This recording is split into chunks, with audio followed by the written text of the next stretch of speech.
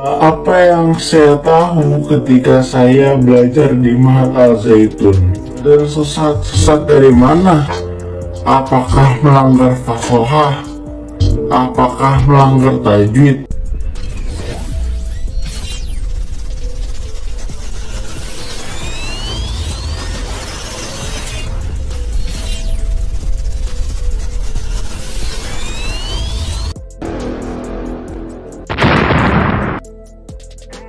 Assalamualaikum warahmatullahi wabarakatuh. Apa kabar orang yang kepanasan? Salam akal sehat bagi yang kedinginan. Karena Al-Quran hanya dipahami oleh orang-orang yang beriman. Oke, di sini saya ingin melanjutkan apa yang saya tahu ketika saya belajar di Mahat Al Zaitun. Oke, yang terkait tentang azan. Orang yang bilang itu katanya azannya beda lah, azan sesat dari mana? Apakah melanggar fasohah? Apakah melanggar tajwid? Apakah melanggar makhrajul huruf? Enggak, itu semua sudah sesuai kok. Yang tasbih 3 harokat, hayya ala sholah gitu kan, itu ada banyak mereka itu persen bener semua. Dan yang namanya azan itu sifatnya itu menggetarkan hati, menggetarkan jiwa, membagikan semangat, bukan berdayu-dayu. Yang orang-orang azan sampai 10 menit itu tahu itu harokatnya 1000 kali.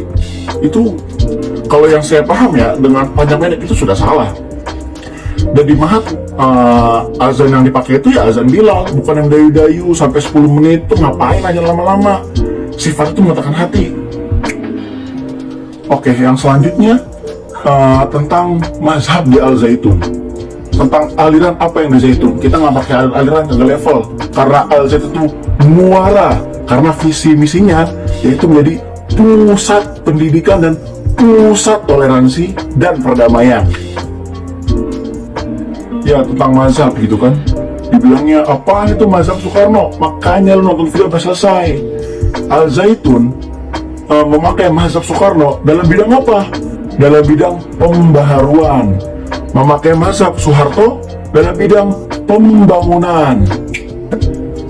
Jadi kalau daya talar lu masih keroco, masih receh mah ya lu kagak bakal paham apa yang diomongin gitu kan. Kok kenapa nggak pakai mazhab Syafi'i, Maliki, Hambali, Hanafi? Ya itu mah pilihan dong. Dan kalau seandainya kita semua harus bermazhab dengan empat imam itu, siapa yang menjadikan mereka sebagai imam? Kalau seandainya mereka imam fikih, kenapa khalifah-khalifah Islam di Abbasiyah, Turki Utsmani, kerajaan-kerajaan Islam di Indonesia, Samudra Pasai, Mataram Islam, atau mungkin yang kalian tahu kerajaan Bugis itu, emang kalian tahu mereka pakai mazhab apa? Atau masa jauh-jauh deh dari host Cokroaminoto, atau mungkin dari 3 muridnya Cokroaminoto, seperti Soekarno, Sekar Maji Marijan, dan mungkin yang Semaun atau Muso tuh. Memang mereka pakai mazhab? Kagak.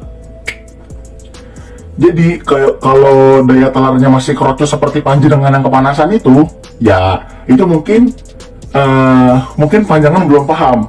Ini saya mungkin ngomongnya agak halus karena kemarin banyak yang kepanasan, katanya santri harus santun. Oke, ini saya pelanin dikit. Sekian yang dapat saya sampaikan. Kurang lebihnya mohon maaf. Belajar dan berkarya saya semata-mata hanya untuk beribadah kepada Allah. Hadza wallahu yarana wa yahfazuna walhamdulillahirabbil alamin. Merdeka. Oh ya, sebagai tambahan, ini kata-kata dari saya. Jangan membenarkan suatu kebiasaan, tapi biasakan sesuatu dengan benar.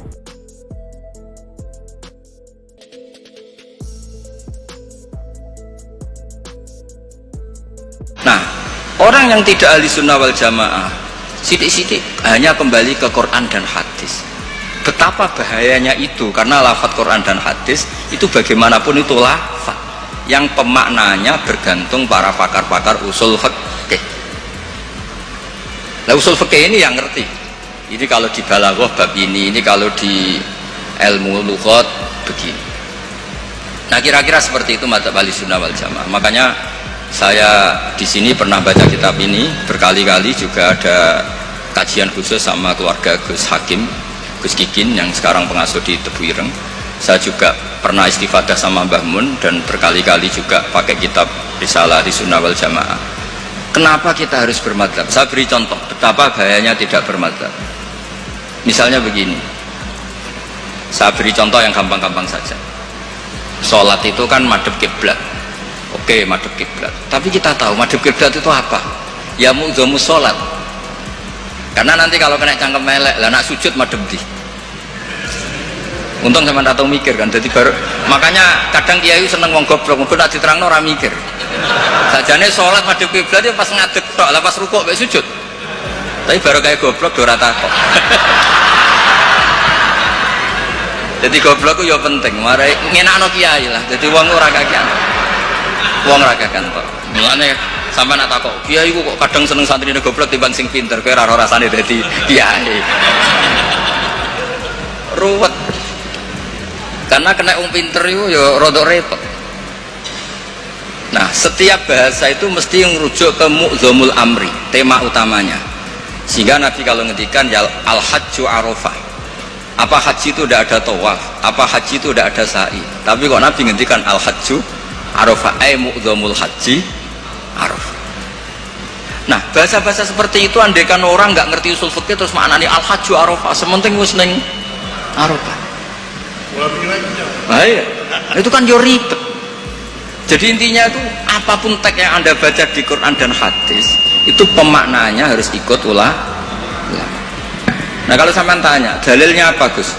Dalil yang paling saya mengenang dan tidak akan lupa ila yaumil qiyamah itu dawe Mbah Mun, ihdinas siratal mustaqim siratal ladzina walam yaqulillah sirataka. Harusnya kan tunjukkan kami jalan yang benar, jalanmu ya Allah. Enggak, tapi Allah ngendikan siratal ladzina an'amta alaihim. Mergo kowe ora iso niru Allah dhewe, kowe ora iso niru Allah, Allah ora mangan, Allah ora turu. Apa terusno Allah ora pengen dadi wali kota? Kan? Kamu tidak bisa. Inna wa ta'ala la ya'kul wa la yashrab wa la yanam. Allah tidak tidur, tidak makan. Kalau kamu makan niru siapa? Niru makane wong soleh-soleh, niate taqwi alal ibadah.